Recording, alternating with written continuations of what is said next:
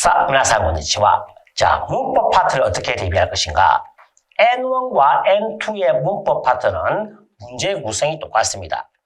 공란 외우기 문제, 그 다음에 별따기, 즉 문장형 순서 맞추기, 그 다음 독해 지문 속에서 공란 외우기 문제가 되겠습니다. 여기서 여러분들이 N1을 공부하시든 N2를 공부하시든 N3를 공부하시든 기능어를 공부를 해요. 기능어가 무엇이냐? 구 JLPT 시험에서 N1에서 반드시 출제가 되는 문법, N2에서 반드시 출제가 되는 문법, N3에서 반드시 외워야 할 문법, 이 세 가지 유형이 있는데 N1에서는 약 170개 남짓, N2에서는 약 230개 남짓, N3에서는 약 200개 남짓의 문법이 있습니다. 그런데 바뀐 시험, 바뀌었다라고 하더라도 10년 전이지만 이 시험에서는 특정한 기능어는 아무리 여러분들이 열심히 외워봤자 시험 문제에서 출제되는 것은 두세 문제 가량밖에 되지 않습니다. 따라서 공부의 효율이 너무 좋지 않다.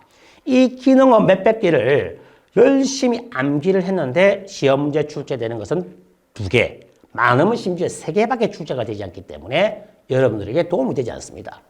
자, 그럼 출제되는 문법은 무엇인가? 공란 외우기 문법은 문장의 흐름, 문장의 해석, 수동표현과 그 다음에 종경 점량표현, 이런 표현들이 시험 문제 출제가 되는데 아주 높은 수준의 문법 문제는 출제가 되지가 않아요.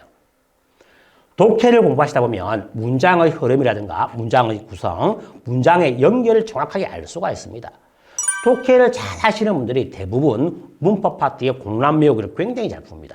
따라서 문법 파트의 공란 외우기를 위해서 별도의 기능을 암기하지 말고 독해의 지문을 통해서 문장의 구성과 문장의 연결을 알면 충분히 공란 외우기는 대비할 수가 있다. 두 번째, 별따기 문제, 문장 순서 문제가 되겠습니다. 문장의 순서를 맞추는 문제는 물론 해석 능력이 타고난 학습자인 경우에는 바로 정답을 찾을 수가 있겠지만 대부분의 학습자들은 문장을 보고 나서 이 문장을 어떻게 순서대로 맞출 것인가에 대한 고민에 빠집니다. 원칙이 있습니다. 일본어 문장은 단어, 조사, 서술어로 구성이 된다. 한 번 더. 단어, 조사, 서술어. 예를 들어 보겠습니다. 비가 내리다. 아메가 흐르. 아메, 단어, 아메가, 조사, 흐르, 서술어. 아시겠죠? 단어, 조사, 서술어. 서술어라고 하면 동사뿐만 아니고 이 형용사, 나 형용사도 서술어가 될 수가 있습니다. 그래서 보기 중에 아니면 문장 중에 아메가라고 단어 조사가 있으면 그 다음에 오는 것은 무엇이 오겠습니까? 그렇죠. 서술어가 와야 되겠죠. 서술어를 찾아야 됩니다.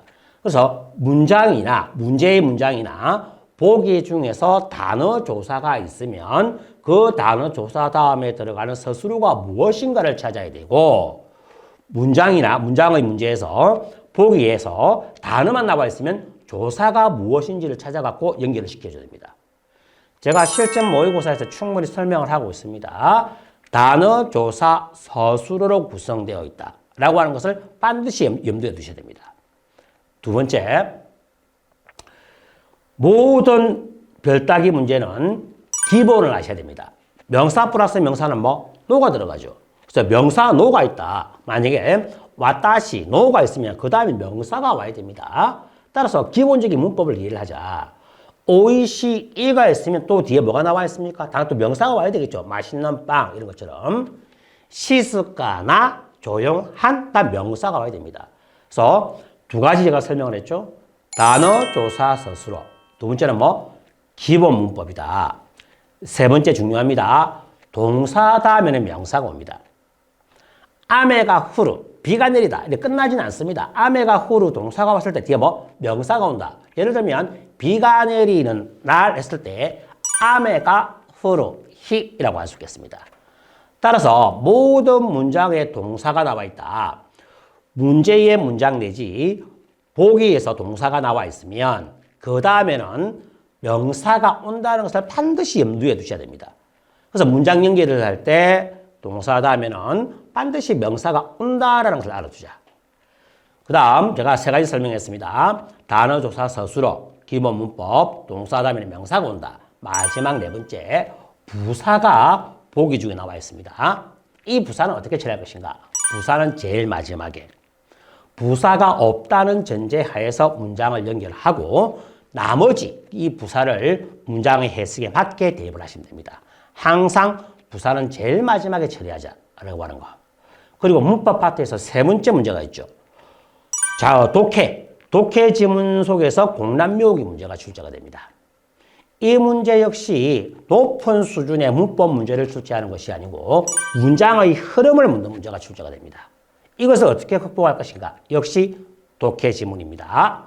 독해를 공부하시다 보면 문자 어휘 대비, 그 다음에 한자 공부, 문법 파트까지 공부할 수 있고 독해 공부를 하시다 보면 어휘 공부를 할 수 있기 때문에 청취 공부까지 할 수가 있는 것입니다. 그래서 문법 파트는 절대 기능어를 외우지 말고 파트 2 별따기 문제, 문장 순서 맞추기 문제는 단어 조사 서술어, 그 다음에 기본 문법, 그 다음 동사 다음에 명사, 부사는 제일 마지막. 이 네 가지 원칙만 알고 있으면 5문제를 다 풀 수가 있다. 그리고 마지막 문장 속의, 즉 독해 속의 공란 외우기 문제는 독해 공부를 하면 저절로 여러분들이 습득을 할 수가 있고 저절로 이해를 할 수가 있다라고 하는 것을 반드시 명심해 주시기 바랍니다.